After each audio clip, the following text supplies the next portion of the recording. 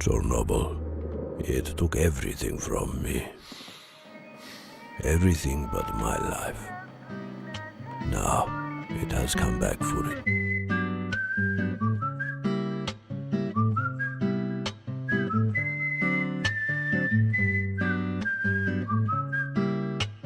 Right, ladies and gentlemen, my name is Kieran and welcome to a brand new episode of ANEW Survival Horror, and today we're going to be diving in and exploring the world of the upcoming Chernobylite. This game does look very inspired by the Stalker series and maybe bits of Metro as well.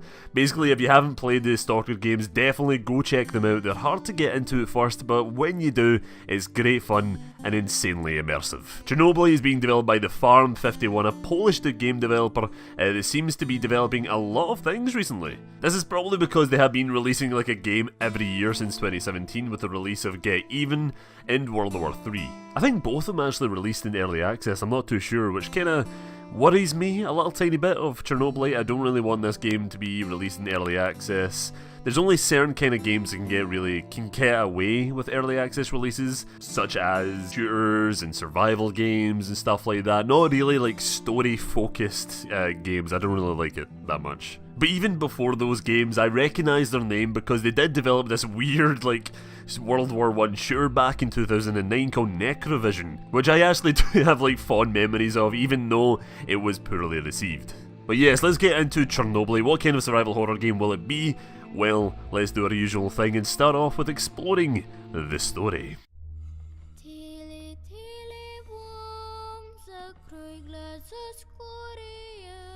In 1986, a Chernobyl nuclear power plant based near the town of Pripyat was destroyed as a result of power failure test in which one of the cores exploded. This disaster caused much devastation across the land as the radiation from the plant spread, causing the nearby lands to be uninhabitable. In Chernobylite, you play as a physicist, one of the Chernobyl power plant's ex-employees who is investigating the mysterious disappearance of his wife. The story will take you around the exclusion zone, tracking down your wife while also suffering from visions of her, being attacked by the zone's dark creatures and also fighting off people that wander the lands also. While the story is still under wraps, you can kinda get a picture of what will be going down in this game. By the sounds of it, there might be multiple endings in the game also, with the character having to make difficult choices and finding evidence which will change the world around you and ultimately affect the rest of the story. Farm 51 describes the game's story as one about conspiracy, horror, survival, love, and obsession.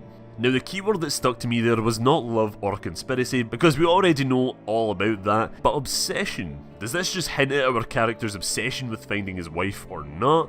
Maybe, I don't know. A wild theory that span around in my head there is that the wife was never really with him and actually died in the zone due to radiation, or maybe she was like in the actual plant as a scientist or just a worker and she died there.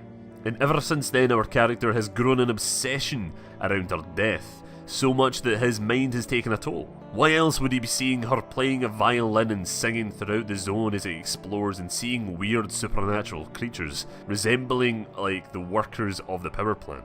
It could all be just his mind slowly breaking and going down this weird psychological horror route. And it seems, if my theory is correct, then that would be fucking amazing. I think that would be great. It's definitely going to be like a Silent Hill 2 sort of scenario with the whole finding the wife thing. Anyway, let's move on to the scariest part of this game, which is, and always will be, the gameplay.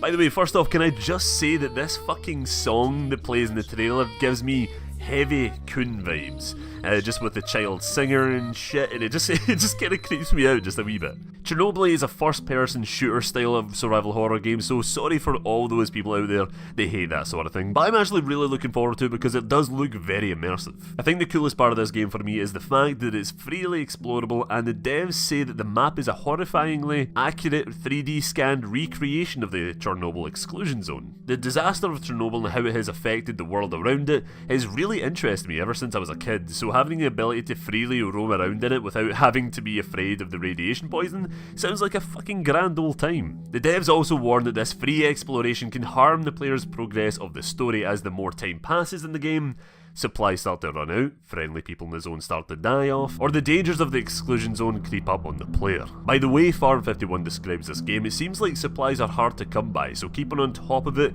should be a priority for the player. Each day in the game also increases the amount of supernatural dangers around you, adding to that urgency of finding your wife and uncovering the mystery as soon as possible. Speaking of dangers, Chernobyl is filled with them, ranging from ordinary soldiers and stalkers who also inhabit the zone to strange supernatural creatures who seem tough in a fight. The only supernatural creatures that we've seen so far in the trailers that appear to be former workers of the power plant, as they wear worn out radiation suits with glowing green eyes. They don't appear to wield any sort of weapon as they twitch and zap around and sprint towards the player before giving them a swift headbutt. But I'm curious of their history, and I'm curious how they've came around. On the Steam page they did say it's oh, they came from an alternate reality, but I'm backing up my wild theory that they're all inside of the protagonist's head. Or maybe they're just strange mutated creatures because of the radiation. I don't know. Maybe I'm diving too deep into this psychologically.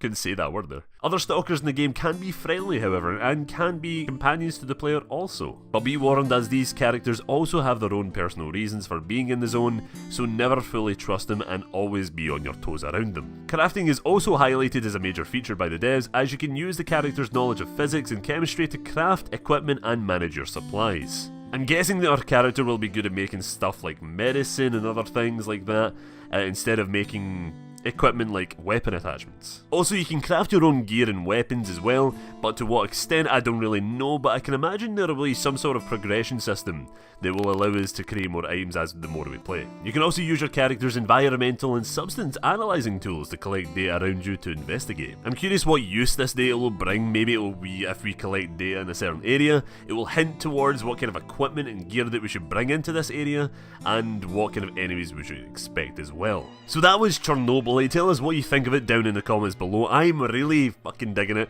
I must admit. Maybe it's just because I'm really into the whole Chernobyl thing.